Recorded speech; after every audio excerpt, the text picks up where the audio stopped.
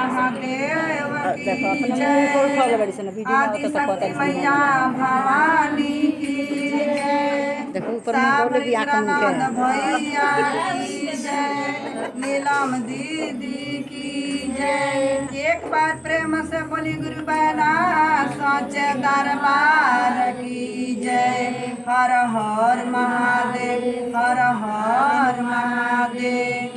देखी भैया दीदी, बड़ा पेशवन से भजन चलावल जाला आ चाहे सत्संग में हाजिरी लगावल जाला। सावन के महीना आइल बा आ सब शिष्या दीदी गुरु पूर्णिमा के दिन महादेव जी के स्थल पर बैठल बाड़ी आ सावन महीना के चर्चा सुनावतारी। महादेव जी से कैसे सुनावतारी, का कहतारी? जटवा खोल के डमरुआ बजौला रे भोला, जटवा खोल के डमरुआ बजौला रे भोला, जटवा खोल के डमरुआ बजौला रे भोला, जटवा खोल के डमरुआ बजौला रे भोला, जटवा खोल के डमरुआ बजौला रे भोला, जटवा खोल हमरा बजौला रे भोला, जटवा खोल के डमरुआ बजौला रे भोला, जटवा खोल के डमरुआ बजौला रे भोला, बजौला रे भोला, बजौला रे भोला, जटवा खोल के डमरुआ बजौला रे भोला, जटवा खोल के डमरुआ बजौला रे भोला, जटवा खोल के डमरुआ बजौला रे भोला, जटवा खोल के डमरुआ बजौला रे भोला, डमरुआ बाबा काशी में बजवला, डमरुआ बाबा काशी में बजवला, पहिले डमरुआ बाबा काशी में बजवला, पहिले डमरुआ बाबा काशी में बजवला, काशी में बजवला बाबा काशी में बजवला, काशी में बजवला बाबा काशी में बजवला, पहिले डमरुआ बाबा काशी में बजवला, पहिले डमरुआ बाबा काशी में बजवला।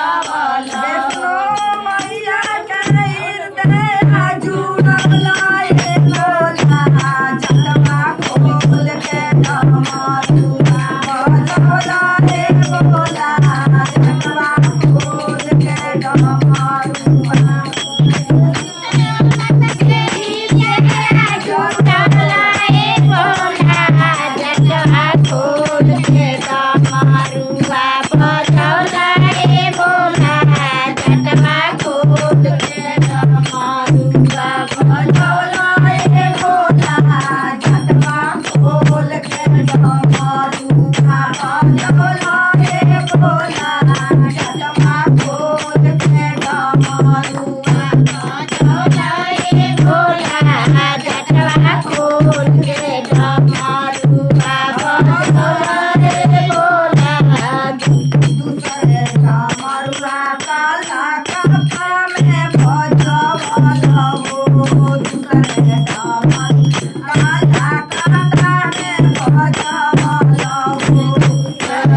Bye.